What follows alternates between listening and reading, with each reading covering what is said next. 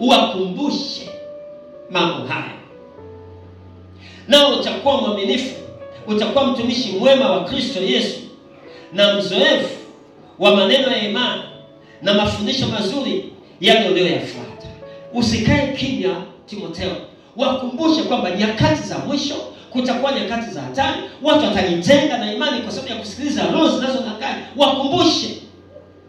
Na mimi nimesimama kwa kukumbusheni kama mlikuwa hamjui. Bwana Yesu asifiwe. Amen. Kwamba jamani, hizi ni nyakati sio nzuri. Hizi nyakati za hatari.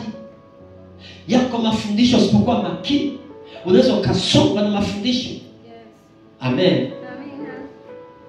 Bwana Yesu asifiwe sana. Amen. Bwana Yesu asifiwe. Amen. Kwa hiyo ujumbe huu mtumishi wa Mungu imempendeza Mungu tujifunze ili kututahadharisha. Tusije tukanaswa, tusije tukakamatika na hizo roho. Ni ujumbe wa maonyo. Amina. Haleluya. Amen. Kwamba kanisa liwe makini. Amina. Na hizi hali, na hizi roho zinazofanyaje? Zinazodanganya. Kipengele cha pili, namna roho hizi zinavyotenda kazi. Kwa sababu usipojua zinafanyaje kazi ni rahisi kudanganyika. Amen. Amen. Bwana asifiwe sana. Jambo la kwanza, hizi roho zinazodanganya zinatenda kazi kwa kificho na hila na werevu mkubwa.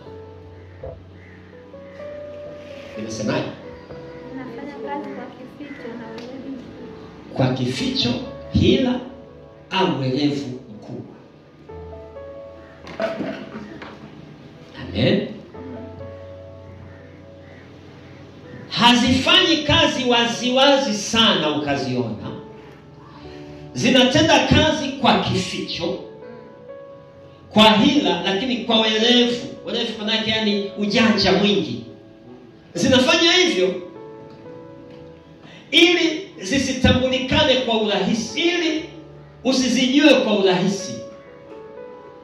Zisitambulikane kwa zinafanya kazi kwa kificho, kwa werevu, kwa ujanja, kwa hila nyingi, ili usiweze kujua kwa urahisi. Sura ya 7 ya Mathayo mstari 1:15. Anasema hivi: jihadharini na manabii wa uongo, watu wanaowajia wamevaa mavazi ya kondoo, walakini kwa ndani ni mbwa mwitu wakali. Jihadharini na manabii wa uongo, watu wanaowajia wamevaa mavazi ya kondoo, lakini kwa ndani ni mbwa mwitu wakali. Kwa maana kwamba anaposema wamevalia mavazi ya kondoo, wamevaa mavazi ya kondoo, maana yake muonekano wao wa nje ni kama wewe. Haleluya. Muonekano wao wa nje ni kondoo. Amen. Amen. Wanahitaja jina la Yesu kama wewe. Wanasema tumeokoka kama wewe. Wanasema tunamwamini Mungu unayemtumikia kama wewe. Wamevaa mavazi ya kondoo. Amen. Amen. Lakini kilichofichika ndani ambacho hukioni ni mbwa mwitu wakali. Hawaonyeshi ukali wao, hawaonyeshi umbwa mwitu wao, wanaonyesha ukondoo wao. Kwa macho ya nje, usipokuwa rohoni utaona ukondoo ni kondoo kama wewe. Amen. Usipokuwa rohoni utaona ni kondoo kama wewe, kwa sababu wamevaa mavazi ya kondoo, lakini wameficha ndani yao, wameficha kitu kingine cha hatari kwa maisha yako, kitu cha kutaka kupoteza yumkini hata wateule. Naomba nisikilize vizuri. Amen. Bwana Yesu asifiwe sana. Amen. Bwana Yesu asifiwe. Amen. Anaposema kwamba wamevaa mavazi ya kondoo, manake usiwastukie, manake wamejidisguise, yani wameficha sura halisi. Sura halisi ni umbwa mwitu, ukali, uharibifu, kupoteza yumkini wateule. Bwana Yesu asifiwe sana. Bwana Yesu asifiwe. Amen. Amen. Kwa wanatenda kazi kwa kificho, werevu mkubwa, ujanja. Haleluya. Uhalisia wao unaweza usiuone. Unaweza kuja kuona baadaye, lakini umeshaingia, unaingia miguu mizima mizima. Unaweza kuja kushtuka baadaye umeshajichomeka mzima mzima. Na kwa shida. Fungua Petro 2 sura ya 2 mstari wa kwanza mpaka ule wa 3. Neno la Mungu linasema hivi. Petro 2:1-3 anasema, lakini kuliondokea manabii wa uongo katika wale watu, kama vile kwenu kutakavyo kwako walimu wa uongo, watakaoingiza kwa werevu uzushi wa kupoteza. Unaona hicho kitu eh? Kulitokea manabii wa uongo katika wale watu, kama vile kwenu kutakavyo kwako walimu wa uongo, watakaoingiza kwa werevu uzushi wa kupoteza, wakimkana hata Bwana aliyewanunua, wakijiletea uharibifu usiokawia. Mstari wa 2.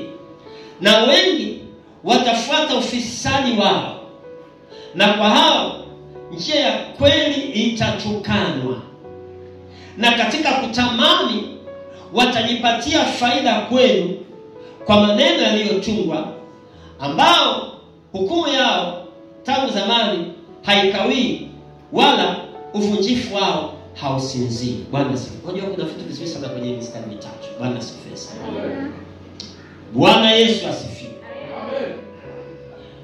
Kwanza mnachokiona, hawa watu wako ndani ya kanisa la Kristo.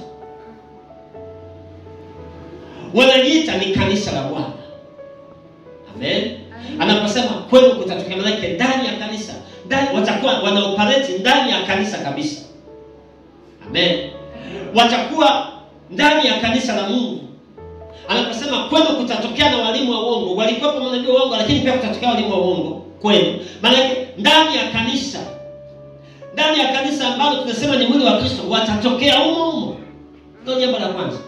Hawezi kuwa nje ya kanisa, maana akiwa nje ya kanisa watapataje watu? Lazima wawe ndani ya kanisa, wafungue makanisa, wafungue huduma ili wapoteze watu, vinavyosema kwenu. Amen. Amen. Sasa anasema jambo la pili, anasema hivi, sehemu ya pili, wengi watafuata ufisadi wao, na kwa hao njia ya kweli itatukanwa. Sasa nisikilize. Watu hawa mara nyingi sana wanapokuwa wamefikia kiwango fulani cha juu, wanaweza wakafanya mambo ambayo Ukristo unatukana, jina la Yesu linatukana. Amen. Amen. Watu wanasema hiyo nayo ni imani. Wale nao wameokoka. Hata yule ni mtumishi wa Mungu tunavyomjua mtaani, yule naye ni mtumishi wa Mungu yule. Mbona 1 2 3? Maana yake anaitukanisha njia ya Mungu. Naelewa ninachosema? Amen. Bwana asifiwe. Kwa hiyo kupitia wao, maana yake hata njia ya Mungu inaweza kutukanwa. Hii maana yake uwe makini, usiwe sehemu ya kulitukanisha jina la Yesu kwa kufuata roho zinazodanganya. Amen. Anasema watafuata ufisadi wao, na kwa hao njia ya kweli itatukana. Lakini mstari wa 3 anasema, na katika kutamani kwao watajipatia faida kwenu kwa maneno yaliyotungwa, ambao hukumu yao tangu zamani haikawii, wala uvunjifu wao hausinzii. Kumbe tunachokiona kilichofichika kwa siri ndani yao ni tamaa ya kupata faida. Anasema kwa kutamani kwao watajipatia faida kwenu. Kwa hizi roho mara nyingi zimejaa tamaa ya kufanyaje? Ya kutafuta faida kutoka kwa watu. Amen. Amen. Amen. Amen. Tunaelewana jamani? Amen. Ihadhari na roho zinazo danganya. Anasema watatafuta faida kutoka wapi? Kwenu. Anasema Na katika kutamani kwao watajipatia faida kweli kwa maneno yaliyotungwa, yani yasiyo halisi. Katika kutamani kwao watajipatia faida kweli. Maana hicho kitu, katika tamaa yao ya kupata faida watachumba kupata faida kweli kwa maneno yaliyotungwa, maana kwa ushawishi. Amen. Kwa mtumishi wa Mungu, tunapozungumza kulihadhari na hizi roho ni serious. Mwambie mwenzako ni serious.